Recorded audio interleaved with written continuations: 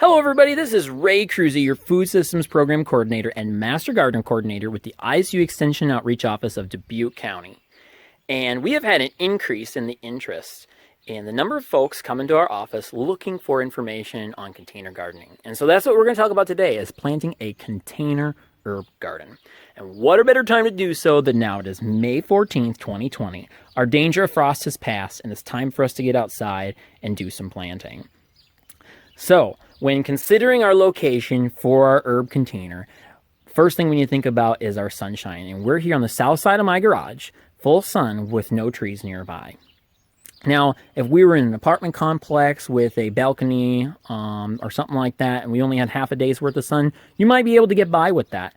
But most optimally, we're going to have full sun all day long because most of our herbs that we grow like full sun. Now, the next thing to think about is our container. And this is just an example of a container that I have. I custom built this 6 years ago. And I had this on my balcony apartment when I was in Ames. And now that I've bought myself a house, it's time to move it. And it was a perfect opportunity to teach you all planting an herb container. So what we have here is we have a container. It's actually 12 inches tall, top to bottom. But we have 10 inches of soil in there once we take off the drainage area at the bottom of that pot.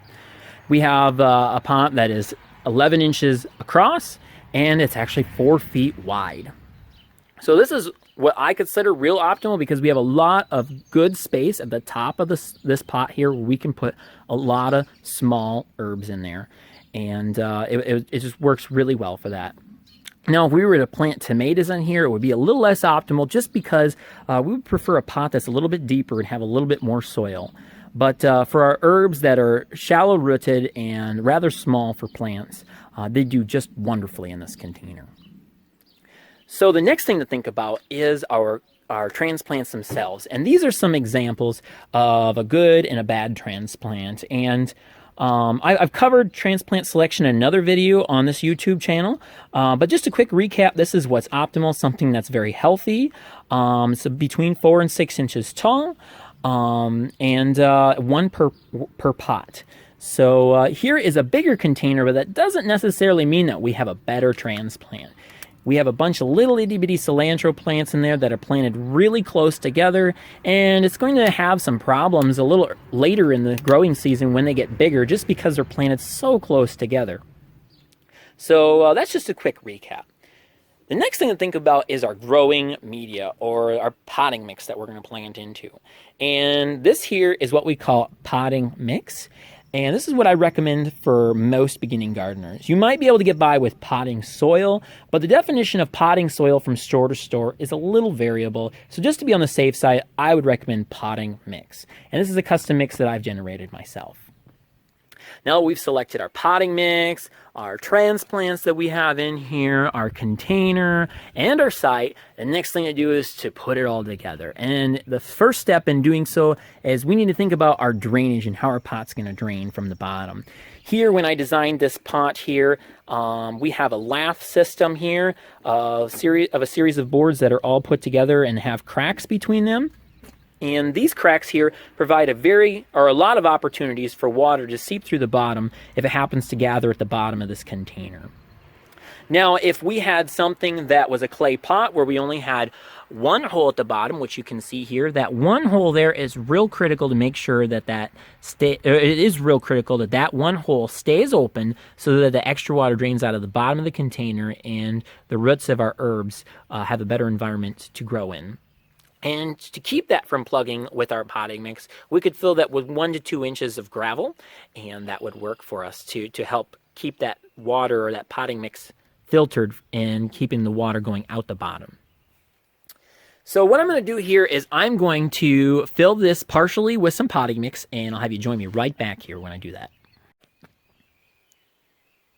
We've added our potting mix here till about 2 or 3 inches below the rim of our pot. And this is a prime time to be thinking about our planting arrangement. Now, one of the benefits of container gardening is that we can strategically plan our planting arrangement to give us an increased amount of yield for the small space that we're gardening. So I'm going to provide an example here with these 4 plants as to how you can approach that. We have some basil, we have some garlic chives, we have some cilantro, we also have some parsley. Now, between these plants here, this parsley here is it's going to bolt somewhere around the end of July, and its leaves are going to become bitter, and it's not really favorable for cooking, at least in our household. So if it doesn't pass, I'm actually going to pull that one out. Here is some cilantro. And cilantro is another short-lived herb. It's going to, bolt and become undesirable somewhere around the end of June. And so that one will actually die and no longer be in this space either. So we're left with just our basil and our garlic chives. Another example between these 4 plants here, we have some cilantro once again, we have some sweet marjoram, we have some rosemary, and we have some dill. And between these plants here, once again, the cilantro is going to pass earlier in the season, towards the end of June, beginning of July, and then we're left with this dill. And this dill, we might be able to nurse it along if we keep trimming it back, but it's going to become sticky and not as desirable, at least in our household, to cook with once again. And so this will be pulled out if it doesn't pass on me halfway through the summer. So we're just left with those 2 plants once again in this space. So if we imagine ourselves later in the year, these other longer lived herbs are going to grow bigger and take over this space, and that's how we can get more plants growing in a smaller space, and then as certain ones pass, other ones take over. So with that, I'll have you join me back here when we start planting them in this pot. We have planted the majority of our herb transplants.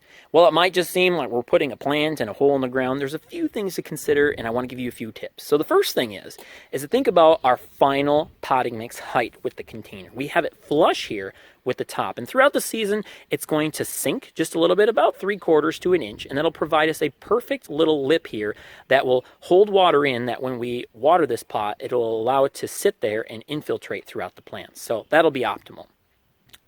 Now, the other thing to think about is the height of our actual transplants being planted in the ground. Sometimes we'll plant tomatoes just a little deeper in the ground, and then they can deal with a soil level that comes up to here or something like that. But with herbs, they don't like to be buried deep.